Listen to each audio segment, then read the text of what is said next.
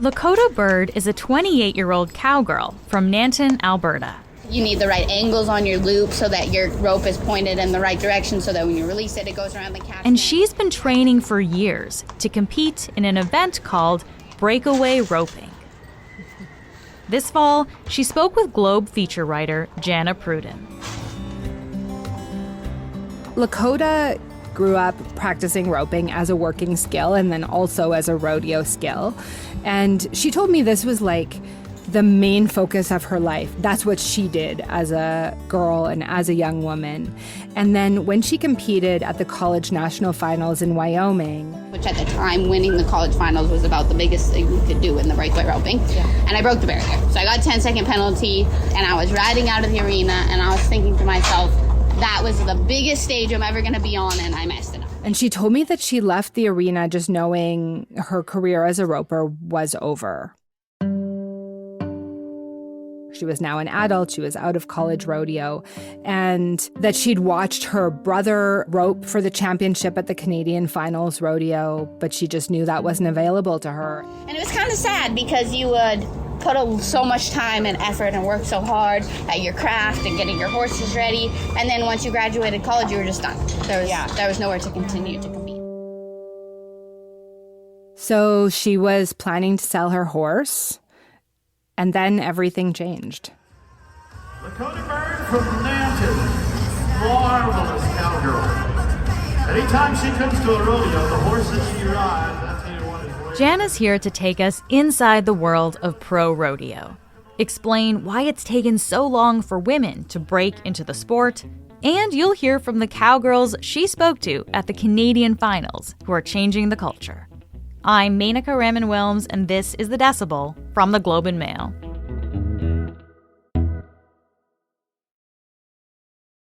Jana, thanks so much for being here. Thank you so much for having me on. I just want to start by asking you, you're a feature writer, you write about all kinds of things. What led you to write about the world of women's rodeo? Yeah, so way back in the beginning of my career, I started at small papers in rural Manitoba, rural Alberta, and one of the things that I covered was rodeo. And I found it a really interesting world, a really interesting culture at the time. So I've always kind of kept my eye on it and thought about rodeo, occasionally go to the rodeo. And then a few months ago, I started to see this hashtag ad breakaway movement that was around breakaway roping. And this fall, the Canadian Finals Rodeo was coming back to Edmonton and would be having a full slate of breakaway competition for the first time. So I knew I needed to cover it. The fastest event in rodeo, breakaway roping. Here we go. I want to ask you about breakaway, but I'm going to even back up a step further and ask you just about rodeo in general, because I think many of us outside of Western Canada aren't that familiar with the rodeo. So could you just tell us a little bit about what it's like and what you would see at a typical rodeo? Yeah, I'm sure a lot of people have seen pictures of the Calgary Stampede. That's probably the best known rodeo / Western themed party in Canada. And so one of my friends calls it cowboy cosplay, where there's a lot of investment bankers and politicians that are all going to be wearing a cowboy hat. But there's also the real cowboys and the real cowgirls. And these are working farmers, working ranchers in many, many cases who compete professionally in rodeo. And there's a number of events in rodeo. There's roping events, team roping, steer wrestling, bull riding, of course, is probably the most well-known and the most beloved rodeo event. The thing about roping that a lot of country people will tell you and rodeo people will tell you is that this is actually a really important skill.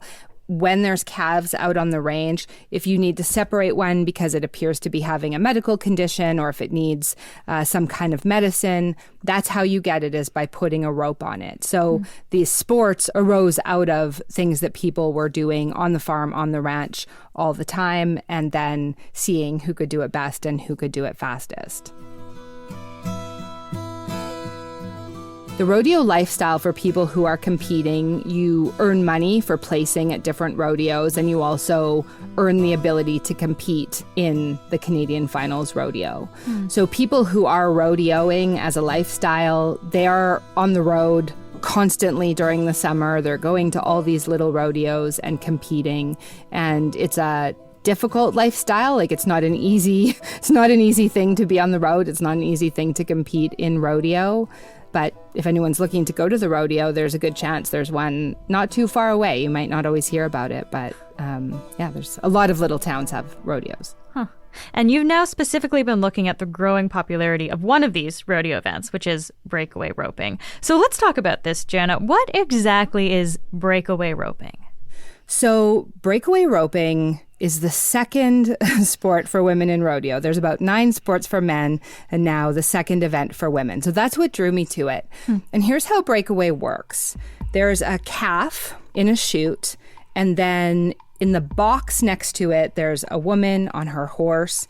She backs the horse right up into the corner, and when she's ready, she nods. The calf is released and goes off running, and she leaves the box with her horse. She has a lasso over her head. And you have a rope tied to your saddle horn with a little piece of string. So you chase the calf, you throw your loop around the calf, you stop your horse, and then the string breaks, and that's when the time stops. So that's where the breakaway roping title comes from, is the time stops when it breaks away from your horn. As soon as the rope goes around the calf's neck, it breaks away, so the calf is unharmed. It runs back to the pen, and then that's the end. And all of this happens very, very quickly. We are talking in 2 seconds. Wow. I saw rides at the Canadian Finals Rodeo. There were a few rides that were 1.8 seconds, which is considered an exceptional time. And then a ride of 1.5 seconds, which literally ties the world record for breakaway roping. Ladies and gentlemen, for the second time tonight, we have reset the CFR record. On her 22nd birthday, Macy O'Connor was 1.5. I think I'm just a little bit in shock, but yeah, I didn't expect that. Yeah, and those girls have something to beat. yeah, come and get me. Yeah. It's like a blink of an eye. Wow, that's so fast. Yeah, when I was writing the story, I was seeing how long it took to say the words breakaway roping. If you say them, depending the cadence you say them, it does happen almost faster than it takes to say the words of the event. Huh. And so you're saying this is now a newer thing for bigger rodeos. I guess I wonder, where were women competing in breakaway roping before this was included in those rodeos? Yeah, so there is a junior rodeo circuit and a college rodeo circuit that young people can compete in to their teens or in their college years. And breakaway roping has been a part of junior rodeo and college rodeo for a long time. And in fact, girls can compete in a lot of rodeo events at that age that they then can't compete at as they become adults. Wow. So tell me about that process then. How did things start to change? Where did this push come from to include breakaway roping? Yeah, it's interesting to look back on, is there one thing? Is there one person? Is there one event? And I don't think there is. I think it's this organic movement that you see that it certainly had some influential people involved in it. I think of someone like Jackie Crawford, who's a breakaway roper in the States, who started to advocate for it. There was like hashtags and there was t-shirts, and it was just showing up at rodeos that people, sometimes like an influential person in the rodeo world, a country singer or something would say, add breakaway. And it just happened organically, and it happened quickly. It's like once it started to happen, it really caught fire. So in the United States, in 2019, there had been less than 24 rodeos that had breakaway. As of this year, this rodeo season that just finished, there was more than 500. Wow. So you can think about, in that 5-year period, just exponential growth. And it really has been a movement, and that's what we've seen in Alberta, of girls and women individually calling up rodeos, writing to rodeos, thinking, okay, well, they did that there for this rodeo. Maybe me and some ropers I know can do it here for our rodeo. And so now that Breakaway has been included in more and more rodeos, what's the response been? So good and so positive. And I think that that's one of the reasons why it is catching fire so quickly, that they see, one rodeo sees it goes over well. People really like the event. It's very fast. It's very exciting. One of the Cowgirls mothers told me, pretty girls and horses, like how can you go wrong? And one of the Breakaway ropers I profiled, Lakota Bird, spoke to me about this. There was kind of this conception a little bit when we started, and I feel like we're still fighting it, that we belong at the professional level. Especially, the older generation of men that when they rodeoed, there was never breakaway roping. They kind of felt like maybe we weren't good enough to be on the professional level. And so the very first year that there was breakaway at the CFR, it showed really good. It was really fast. And so that's really exciting that we can show that we belong here on a professional level. So as it's been added, a lot of women will enter it. So that's a thing, too, for rodeos. The more people that want to enter in the smaller rodeos, the more competitors you have, the more money comes in, the more audience comes in. So, it's really being seen as an important event, a respected event. When the women are competing, a lot of the cowboys are there and they're watching and they're cheering them on and really appreciating it as an equal rodeo sport. So I wonder, how has this impacted the women in the sport? Like, from the people that you talked to, Jana, what did they say? These are really amazing young women. They're really banded together in the sense of wanting this to be a good event and knowing that if the event is good and everybody performs well, it looks good on all of them. So it was interesting to me. They're very fierce competitors. They all want to win. Nobody's there to come in second. But yet they all really support each other. And part of that is Lakota Bird told me she really feels like a pioneer. I think all of us here are kind of excited to be some of the first ones that are kind of paving the way, hopefully, for the future breakaway ropers when it does become an event like the other events. They are making a place not only for themselves, but for all the women and the girls that come after them. And actually, Macy had mentioned that too. It has been a really hard thing, and it was always like a very male-dominant sport, and so it was hard to go home and practice for nothing, and almost felt like you had nowhere to go or nowhere to do anything, and so it was really hard to keep my mindset good when I was in like low places in my rope and wasn't doing great, because I didn't think I could ever be a world champion, there was never that opportunity, and now that there is, it's incredible. And there would be older women who would come up and say, I wish this existed when I was riding or when I was in rodeo or wanted to be in rodeo. And then there was also so many little girls. And you can just see they're staring with stars in their eyes, imagining what they could do. And I think it was especially moving because that hasn't always been the case for women in rodeo. We'll be right back. Okay, so we've gotten a sense of what breakaway roping is, how the event's grown. Jana, I wonder if we can talk about the broader history of women in rodeo. How has that looked over the years?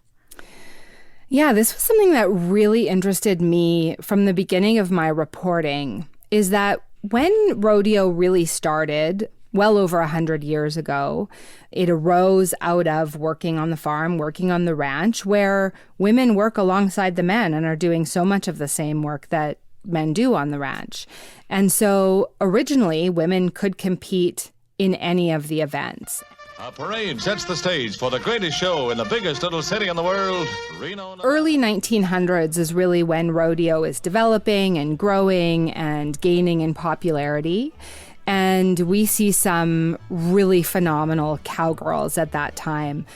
Bertha Blanket came so close to winning all-around cowboy at the Pendleton Roundup in Oregon in 1910. There was another woman named Mabel Strickland who, again, just really a breath away from the world roping record in 1922. Okay, so women were doing really well at this stage. So then what changed with allowing them to participate? I mean, I would argue I think they were doing too well. And there's articles that I read at the time. I love to go back and read coverage at the time. And there was an article that I read about the idea of a woman winning the title of all-around cowboy at the Pendleton Roundup, that would be considered, the thing that every cowboy was working towards was that title. And for a woman to win it would have been devastating.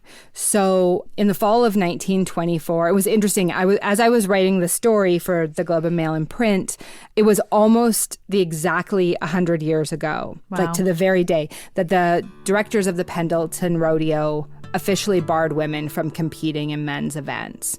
And I just want to read this headline because the headline that the story ran with was, "The champion cowgirls of our western plains have lately proved themselves every whit the equal of men in the courage and horsemanship of the Wild West Roundup, but they cannot share in the prizes, all because they are women." Wow.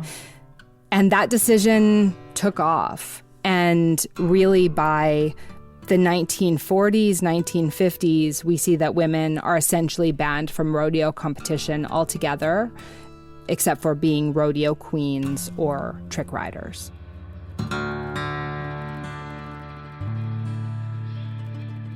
There's an idea that's out there that women stopped being allowed to compete in rodeo because people started to think it was too dangerous for women to, say, bull ride or steer ride.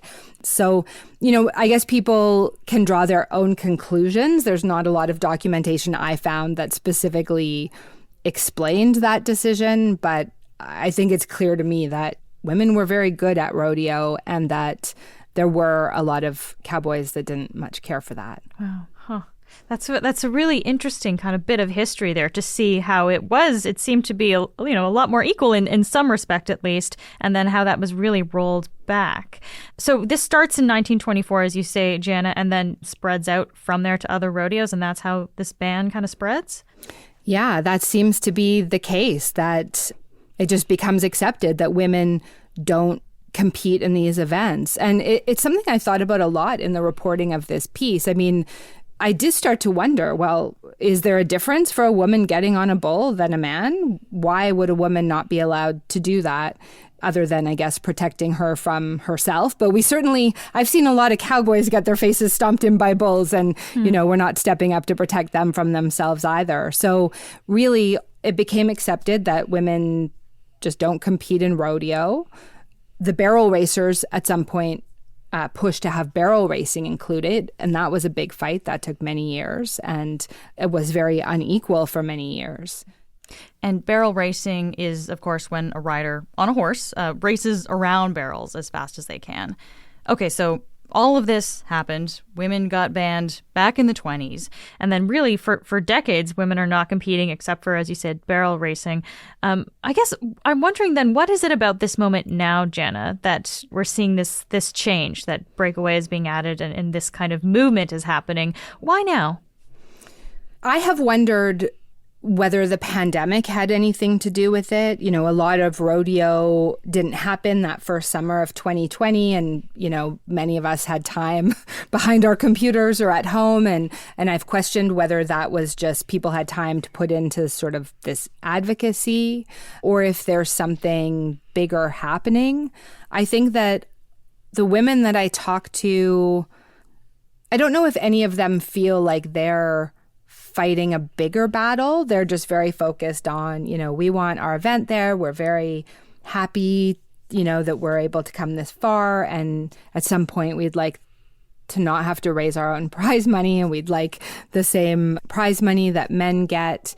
But, I don't know if they consider themselves part of a bigger movement pushing for more equality for women in the cowboy space.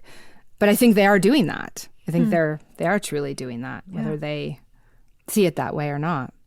You mentioned about raising their own prize money. Can you tell me about that? Why would they have to do that? That's a really interesting element of this. First of all, in trying to get into rodeo, one of the ways that they've gotten rodeos to agree to have them is by offering to raise their own prize money. And then Lakota Bird, one of the competitors that I speak to, her dad is a stock contractor, meaning that he raises stock for rodeos. Myself or other girls have gone and got the sponsorship money and said, hey, please have Breakaway roping. I'll get my dad to donate the cattle and I'll get a sponsor. to put the money in. All you have to do is let us have it. Like, we'll cover the cost, so we'll organize having it. At the CFR, the top prize they would be able to win was about half what the men's events were getting, and that they did raise it themselves. And it's a phenomenal amount of money. You know, someone's donating hair services, nail services, a saddlebag they make. Someone's grandpa donates something for trucking or transport. And they're really raising the money dollar by dollar to be able to be there and compete. So it's kind of like they're making it as easy as possible for a rodeo to say, okay, we're going to let you compete in Breakaway here. But there's a lot of work they have to do. So much work. It really is an incredible amount of dedication. And that's where I see this idea of them being pioneers, that they are fighting not only that they can go to the CFR, but that other young women after them will be able to and will hopefully get an equal purse, an equal payout. You know, one of the things is with barrel racing, where the Cowgirls also had to fight for many years for equal pay and did eventually achieve it. One of the women I talked to, Jerry Deuce, she is like a queen of Canadian rodeo. She's in her 70s now. She was really on the forefront of women trying to push into barrel racing at the Calgary Stampede and other rodeo events. And I still barrel race. I still love it. I have two I great didn't horses. know that. Yeah. I didn't know that. Yeah, I kick butt still. Yeah. Yeah. She's the first woman inducted into the Canadian Pro Rodeo Hall of Fame. She's a trick rider. She's amazing. She's 72. Did this trick ride at the Canadian Finals Rodeo that left everybody's jaw on the floor.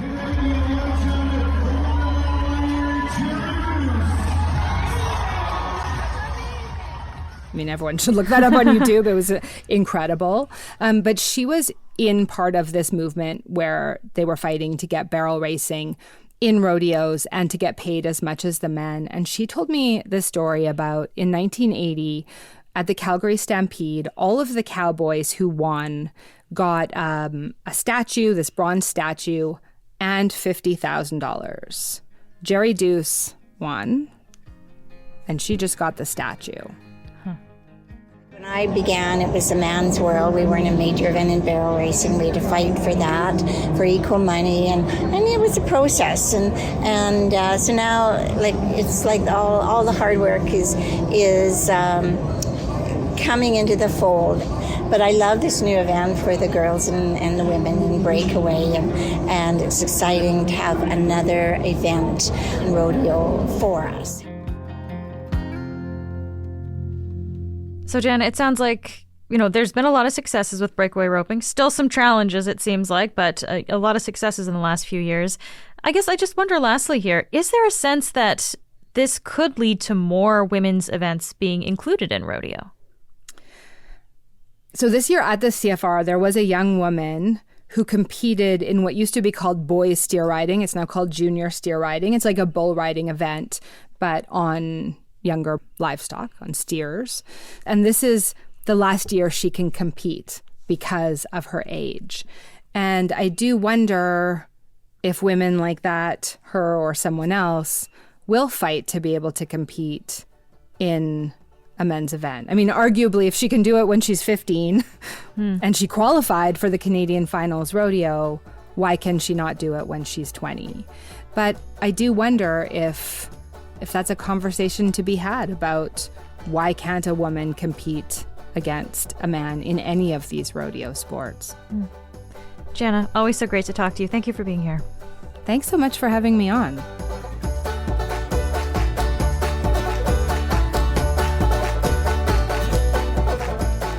That's it for today. I'm Menaka Raman-Wilms. Our producers are Madeline White, Michal Stein, and Ali Graham. David Crosby edits the show. Adrian Chung is our senior producer, and Matt Frainer is our managing editor. Thanks so much for listening, and I'll talk to you tomorrow.